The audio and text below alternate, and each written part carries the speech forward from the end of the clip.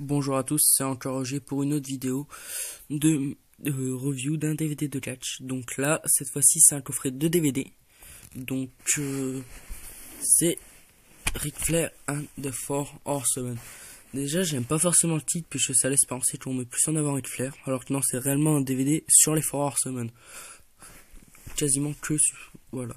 Donc l'image assez connue, on va dire. Perso, la jaquette donne pas trop envie, ça fait vraiment le gros documentaire bien lassant, bien compliqué. Voilà. Un de mes premiers DVD d'ailleurs, je tiens à le dire.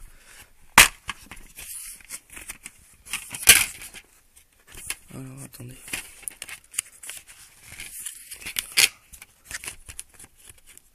J'ai mal à sortir la liste de matchs. C'est fait. Alors. Donc, d'abord, sur le disque 1, il y a le documentaire. Donc le documentaire est un des documentaires les plus longs, il me semble qu'il dure... je n'ai plus le chiffre en tête, mais ça sera un truc style 2 heures et quelques. Et il est super long et super complet.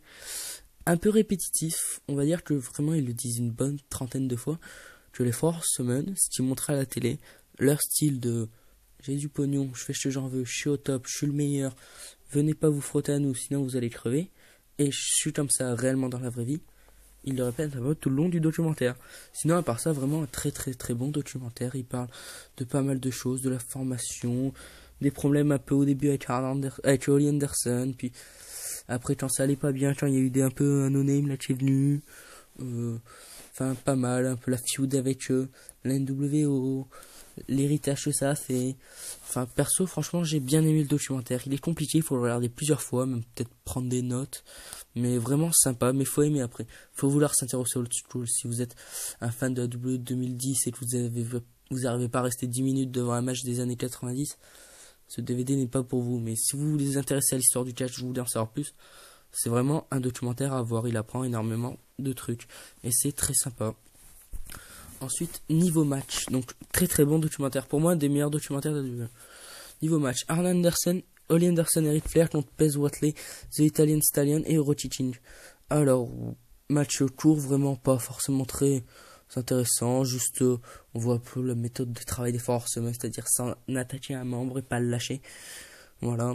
Ensuite, Ric Flair contre Ricky Morton dans un style cage match. Alors, match vraiment pas connu. Je pas... C'est en 86 quand ils ont fait... pas mal de tournées là, il me semble, je sais plus. Bref, match pas forcément connu, pas super honnêtement. Il y a beaucoup de sang, mais ça n'a pas forcément été super. Tully Blanchard contre Dusty Rhodes, un match en First Blood. J'ai bien aimé la fin, assez controversé, franchement sympa, c'est bien fait. Bon, ça vaut pas non plus du Tully Blanchard Magnum TA dans un Nightweight match en Steel Cage. Ça, j'aurais aimé qu'ils le mettent comme match. C'est vraiment un de mes matchs de référence. Ensuite, un War Game entre les Four Horsemen contre les Four Horsemen, c'était Lex Luger. Attendez, à l'époque, oui, c'était Lex Luger. Il y avait Kikachi, il y avait Ric Flair, Arn Anderson, Lex Luger, JJ Dillon, et le 5ème, je sais plus. Et Tully Blanchard, bien sûr.